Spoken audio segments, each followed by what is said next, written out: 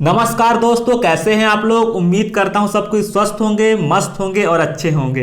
अगर आप हमारे चैनल पर नए हैं तो चैनल को सब्सक्राइब कर लीजिए। दोस्तों, आज हम बात करेंगे ऋग्वैदिक कालीन क्वेश्चन की, जो कि आपके एग्जाम के दृष्टिकोण से काफ़ी इंपॉर्टेंट है। और ये question UGC net, JRF, UPSC, assistant professor, KVS, PGT जैसे बड़े एग्जाम के लिए शानदार होने वाले हैं। और आपका एमपी सेट और राजस्थान सेट के लिए भी एक शानदार क्वेश्चन है, तो आप इसे नोट कर सकते हैं, फिर स्क्रीनशॉट ले सकते हैं। तो दोस्तों, क्वेश्चन क्या है, ऋग्वेद के नदी स्तुति सूक्त से किन दो नदियों के बीच वैदिक नदी सरस्वती की स्थिति का बोध होता है। और आपका करेक्ट ऑप्शन क्या है, यमुना एवं सुताद्री आपका करेक्ट ऑप्शन है। ऑप्शन नंबर 2 आपका करेक्ट है। अगर हम बात करें, वैदिक संहिताओं में कुल 31 नदियों का उल्लेख मिलता है। वैदिक संहिताओं में कुल 31 नदियों का उल्लेख मिलता है। ऋग्वेद में ही 25 नदियों का उल्लेख मिलता है।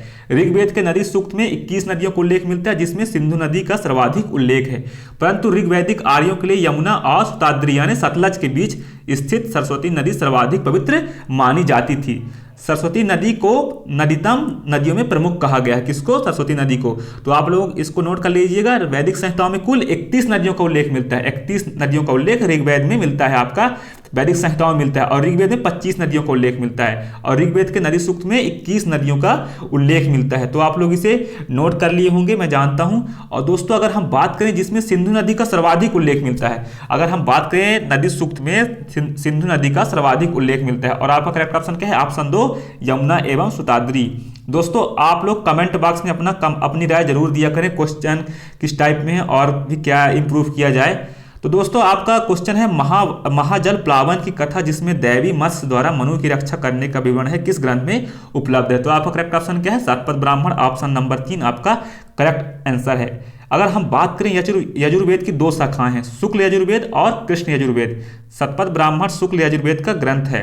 अगर हम बात करें शतपथ ब्राह्मण में जल प्लावन का कथा का वर्णन मिलता है, जिसमें भगवान विष्णु के मत्स्य अवतार का वर्णन भी है, जिसमें जल प्लावन से मनु की रक्षा का वर्णन है। अगर हम बात करें, शतपथ ब्राह्मण के लेखक महर्षि याज्ञवल्क्य हैं। शतपथ ब्राह्मण में पुनर्जन्म का सिद्धांत, अश्विन कुमार, राम कथा आदि का भी वर्णन है। तो दोस्तों, आप लोग इसे नोट कर लीजिएगा। इसका करेक्ट ऑप्शन क्या है? शतपथ ब्राह्मण। ऑप्शन नंबर 3 इसका करेक्ट ऑप्शन है।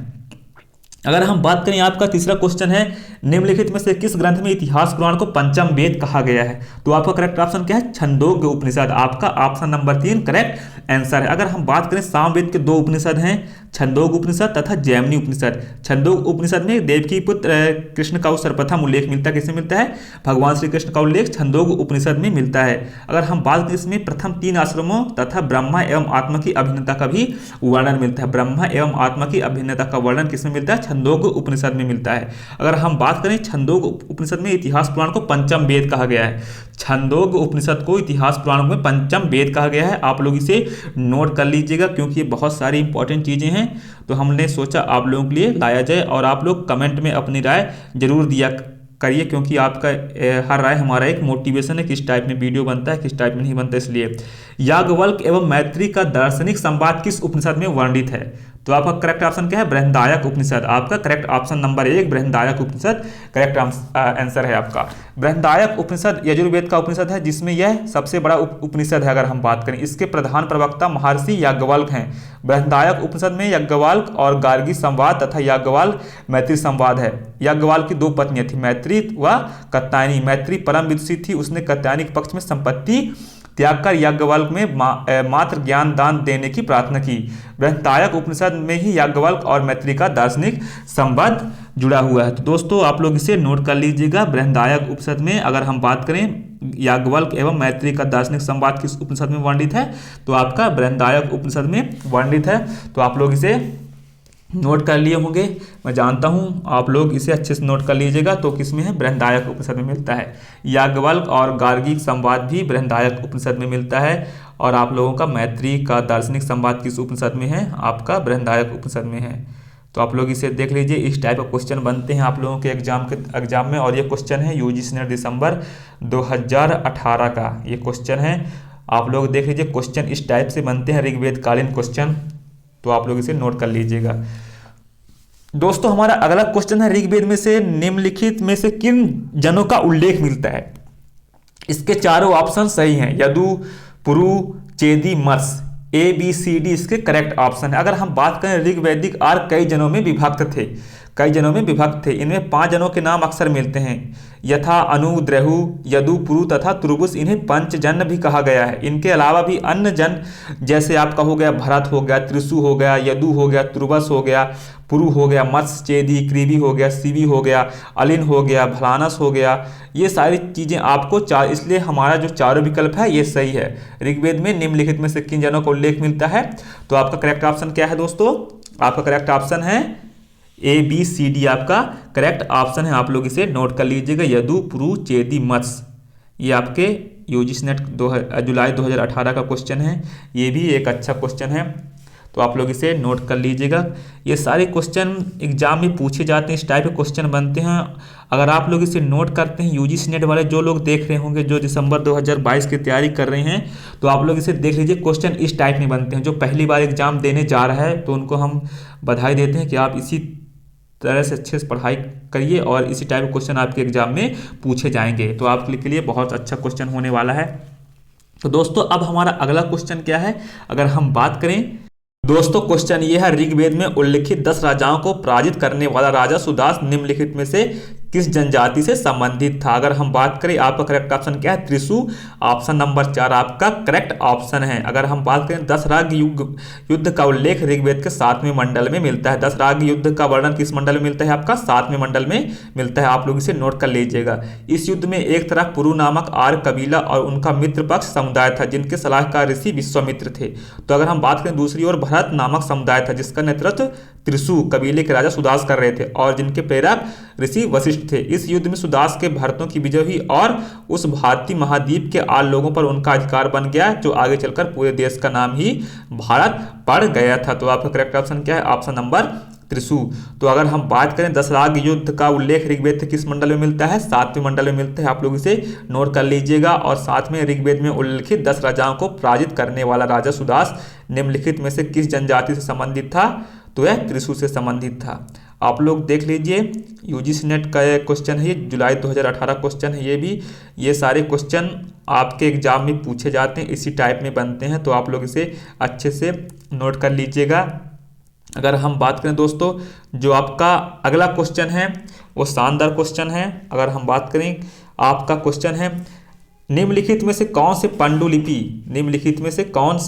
पांडुलिपि कागज पर सर्वप्रथम लिखी गई पांडुलिपि है? यह कब और कहां लिखी गई थी? तो आपका करेक्ट ऑप्शन क्या है? शतपथ ब्राह्मण 1000 1089 कश्मीर आपका करेक्ट ऑप्शन है। अगर हम बात करें, यजुर्वेद का ब्राह्मण ग्रंथ शतपथ ब्राह्मण ही वह पांडुलिपि है जो कागज पर लिखी गई थी। शतपथ ब्राह्मण कश्मीर में कागज पर 1089 ईस्वी में लिखी गई थी। ये आपका करेक्ट आंसर है। ऑप्शन नंबर 1 आपका करेक्ट है। तो आप लोग इसे अच्छे से नोट कर लीजिएगा।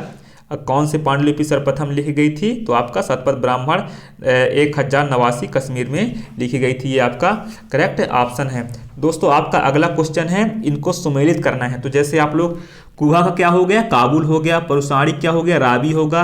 और आपका सदानीरा क्या होगा? गंडक हो गया। और सुताद्री क्या हो गया? सतलज हो गया। अगर हम बात करें, ऋग्वेद में अफगानिस्तान के 4 नदियों, कुभा यानी काबुल, क्रुम यानी कुर्रम, गोमती यानी गोमल और तथा श्रीवास्तव ने स्वात का उल्लेख है। इसी तरह ऋग्वेद में 7 सैंधव प्रदेश की 7 नदियों, सिंधु, सरस्वती, सुताद्री यानी सतलज, विपाशा यानी ब्यास, परुसाणी यानी रावी और वितस्ता यानी झेलम तथा अस्कनी यानी चेनाब नदी का उल्लेख मिलता है। तो आप लोग इसे नोट कर लीजिएगा। इस टाइप के भी क्वेश्चन आपके एग्जाम के दृष्टिकोण में पूछे जाते हैं। जैसे कुभा क्या हो गया? काबुल हो गया। परुसाणी क्या हो गया? रावी हो गया। और सदानीरा क्या हो गया? गंडक हो गया। अगर हम बात करें, सुताद्री क्या हो गया? सतलज हो गया। ये आपका करेक्ट ऑप्शन है। तो आप लोग इसे देख लीजिएगा, इसे अच्छे से मैच कर लीजिएगा। और बाकी ये हमने आपको करेक्ट बता दिया है। तो आपका ऑप्शन नंबर 2 करेक्ट आंसर है। तो आप लोग इसे अच्छे से देख लीजिएगा। इस टाइप क्वेश्चन बनते हैं, जैसे कुबा हो गया, काबुल हो गया। अगर हम, आप सब जानते हैं, ऋग्वेद के वैदिक संहिताओं में 31 नदियों का उल्लेख मिलता है। अगर हम बात करें, ऋग्वेद में 25 नदियों का उल्लेख मिलता है ऋग्वेद में सिर्फ। और जिसमें सर्वाधिक उल्लेख किसका मिलता है? सिंधु नदी का मिलता है। और सबसे पवित्र नदी कौन से? गंगा को माना जाता है, आप सब जानते हैं। तो ये सारी चीज़ें आपके एग्जाम में पूछी जाती है। तो हमने सोचा आपके लिए काफ़ी इंपॉर्टेंट होगा, तो हमने आपके लिए ये क्वेश्चन ला दिया। बाकी आप लोगों के पास ये क्वेश्चन पहले से अवेलेबल होगा, पता है मुझे। आप लोग, कई लोग तो इसे कई बार देख रहे होंगे, तो बुरा मत मानिएगा, क्योंकि आपका एक तरह से रिवीजन ही हो गया है। तो आप लोग इसे अच्छे से नोट कर लीजिएगा। अगर हम बात करें जो आपका अगला क्वेश्चन है वो शानदार क्वेश्चन है।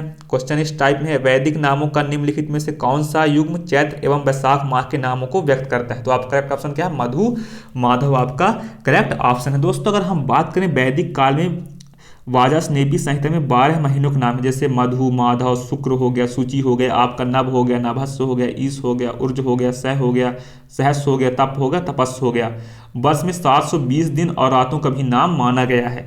अगर हम बात करें सृष्टि का आरंभ चैत्र मास से माना जाता है और अतः स्पष्ट होता है मधु और वैशाख चैत्र तथा वैशाख माह को इंगित करते हैं। तो दोस्तों ये आपका करेक्ट ऑप्शन क्या है? मधु और माधव चैत्र एवं वैशाख माह का नाम को व्यक्त करता है। मधु और माधव चैत्र और वैशाख को आपका व्यक्त करता है, क्योंकि ये आपके एग्जाम के दृष्टिकोण से काफी इंपॉर्टेंट क्वेश्चन है। दोस्तों अगर आप हमारे टेलीग्राम चैनल को ज्वाइन करना चाहते हैं तो लिंक डिस्क्रिप्शन में है, आप दोस्तों टेलीग्राम को ज्वाइन करिए और अपना राय दीजिए कि वीडियो किस टाइप में बना है, तो हम आगे वीडियो बनाएं। अगर आप यूजीसी नेट जेआरएफ की तैयारी करें तो दिसंबर 2022 के लिए, तो आप इस चैनल से जुड़िए और हम आप लोगों के लिए अच्छे अच्छे क्वेश्चन बनाकर लाएंगे इसी टाइप के, और इसका अच्छे से व्याख्या करेंगे। धन्यवाद दोस्तों, टेक केयर, जय हिंद, जय भारत।